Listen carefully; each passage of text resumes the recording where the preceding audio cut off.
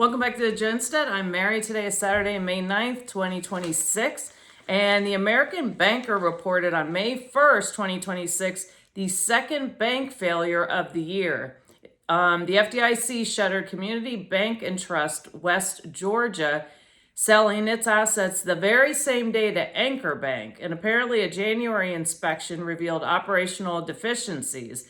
The Georgia Bank had $288 million in assets and $268 million in deposits as of December 31st, 2025. The FDIC stated that approximately 27 million of the deposits exceeded the FDIC insurance limits. And this is important to understand because the deposits that were immediately assumed by Anchor Bank were only those accounts and those deposits under the $250,000 and less, thus those that were insured by the FDIC. Any money above and beyond that in individual accounts was not transferred over. And this is really important for people to pay attention to and understand, because why you should not exceed that $250,000 per account. Say, for example, I know people are like, well, who the heck has that much money in an account? As an example, say you sold your home and you had the closing and you're parking that money in your bank until you find a house that you're move that money on into investing into another home or whatever it may be. So mentally you're thinking, well, I'm not going to have this money here permanently.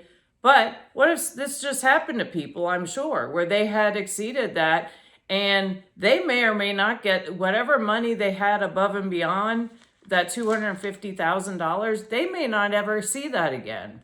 Or businesses that have money in getting ready to go out for payroll. And so it said the FDIC also stated, and I quote, the FDIC may make payments to uninsured depositors, i.e. advanced dividend, at a later date based on recoveries from the sale of the retained failed bank's assets. And then they go on to say that we will keep people informed as things develop. But guess what? They're under zero obligation to fulfill that. And unfortunately, I don't think anyone should expect that. I mean, I hope these people are made whole, but banks have the FDIC has this specific threshold. It also said the failure will cost the deposit insurance fund $97 million at this point. So the FDIC, and just if you're interested in following this or want more information, you can just go to the FDIC's website, and they literally have a page, a part of their website's dedicated to failed banks. And literally, as soon as one is closed, they post that information on their website. So anyway, it's important to make sure you're protecting yourself because, this could happen. You just don't know. And so if you have too much money in an account over 250, just consider shifting some of those funds into another account. I'm not a financial advisor. I'm not an expert. These are just things that I've learned and listening to others and reading and understanding the consequences of what happens. Don't you remember George Bailey? Anyway, also CNBC reported yesterday, consumer sentiment falls to a fresh record low in May as surging gas prices hit outlook. According to the University of Michigan survey of consumers showed the main concerns are high gas prices and overall cost pressures. And I know you can have polls kind of steer things in a direction that you want them to go, but we all see it when we go out shopping every day. We see it. I saw it when I put gas in my car yesterday, and I think I paid, I'm trying to remember what I paid, $4.40, I think. And that was at Harris Teeter with my points and so on and so forth. And you go to the grocery stores at Walmart, and they have in the center aisle all these Pringle cans and the wonderful price of $2.30. Don't you remember those were $1 a can? forever and a day until all of a sudden they weren't. And that price is not going down. You're maybe seeing some relief on some things, but overall, when you're out shopping, that just the prices are all elevated, and you can hit some sales on chicken and so on and so forth. And when you see those, buy extra and freeze it. And just as an example, yesterday I went out to lunch with a friend at Panera, and I hardly ever go out to lunch or go out to eat. But we just enjoy about once a month or once every 2 months. We like to get together, and it's just where we go. So I went and I usually just grab a coffee, but I had just been at the gym, so I wanted something to eat and some protein. So I ordered a half sandwich. It was supposed to be grilled chicken avocado veal with bacon, and then it came with a little bag of potato chips. And this sandwich was $10 for half a sandwich, and literally it was like their idea of grilled chicken. It was like little chicken wafers that you had to like look, and there was some lettuce on there, and then the bacon looked like something from the microwave bacon specials, and $10. And then of course, unfortunately, and the guy was very nice, but they only had one person working where you place your order. And again, he was very nice, but he was so slow. So you're having a line build up. And I will say that Panera, we were there at like 11:30 to 12.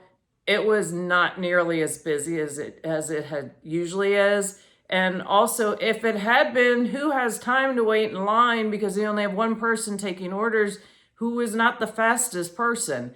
And so you have this quality. You're expected as a consumer to pay more for less and less quality, and then, oh, please leave a tip. So I just, if these restaurants, because I know they have cost pressures, but don't expect your consumers to, you open your chicken sandwich and it has 3 little wafers of chicken in it. That's not a chicken sandwich. And then your whole quality of service is declining.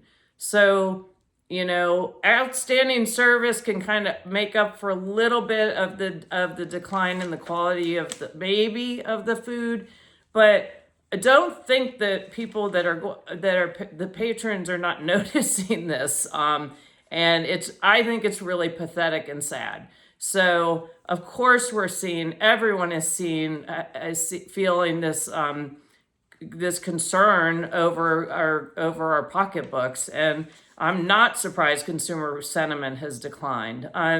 Box Business reported on Monday that foreclosures hit the highest level in 6 years as insurance property tax costs squeeze homeowners. And the number of U.S. properties with the foreclosure filing has increased 26% from the same period last year. And the Wall Street Journal said that although homeowners may have low mortgage rates, rising costs for home insurance, property taxes, and dues for HOAs are ramping up spending on bills, and homeowners can't afford to keep up. And again, that's very sad, where you have people on a fixed income, and all of a sudden their house is assessed, they bought it maybe for $200,000. All of a sudden it's $500,000. The locality can't seem to find a way to lower their tax rate, which I see in my own locality, but they keep spending money. So of course you have a higher assessment level. Tax rate goes up or doesn't change at all, so their tax bill is increasing, and we all know insurance is going up. So it's really, we're not moving in a positive direction from what I can see. Zero Hedge reported yesterday that according to the American Bankruptcy Institute, Chapter 11 bankruptcy filings have increased 42% over the last year. The ABI executive director stated, rising inflation, higher borrowing costs, and geopolitical uncertainty are intensifying the financial strain of families and businesses.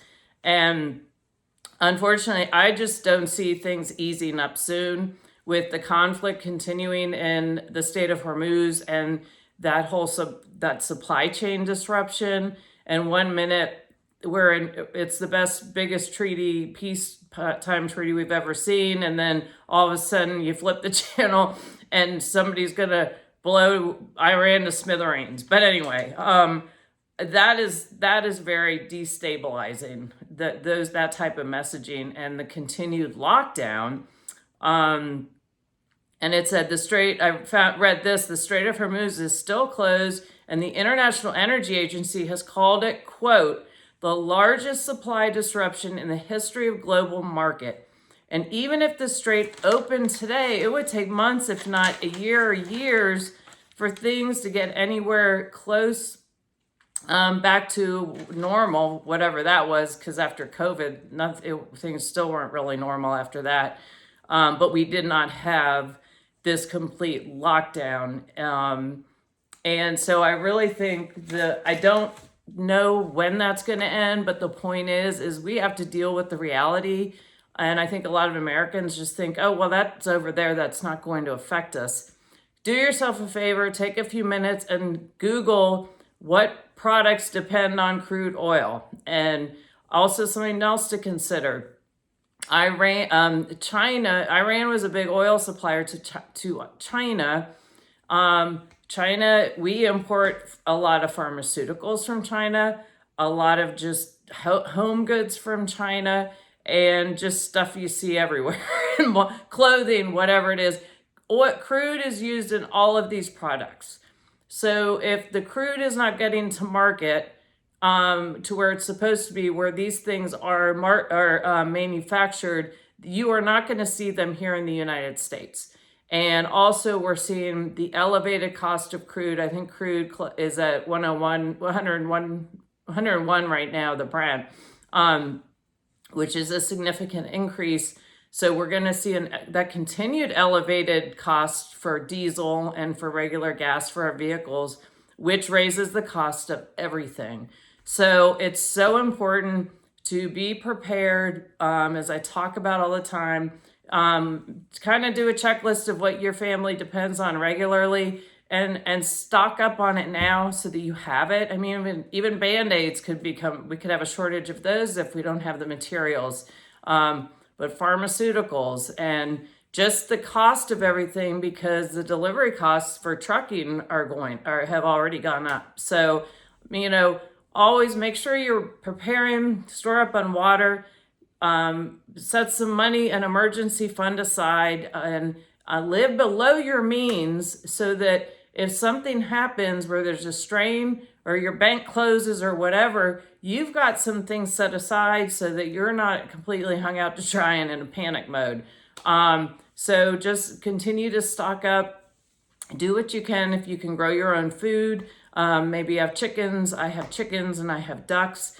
And also very important, make sure that you're keeping yourself in where you're able to defend yourself, because as these stressors increase, families are going to become more desperate. People will become more desperate. So it'll continue to be more dangerous to go out, to go shopping. And so it's very important to do what you can, go to the gym, lift weights, learn martial arts, learn how to defend yourself, or whether or not it's with other types of defense mechanisms. So I practice martial arts, Taekwondo, and I also started going to the gym. I started adding gym to my regiment about 2 months ago. And I've noticed a difference, and you kind of think, oh, well, I'm kind of pretty strong because I do X, Y, and Z. And then once you start doing dedicated weight training, you identify where some of your weaknesses are. And so it's fulfilling to be able to improve on those. But the stronger you are and the more skilled you are, it puts you at a better advantage. So anyway, thank you all for watching. Please like, subscribe, and share. And I look forward to talking to you again soon. Have a great day.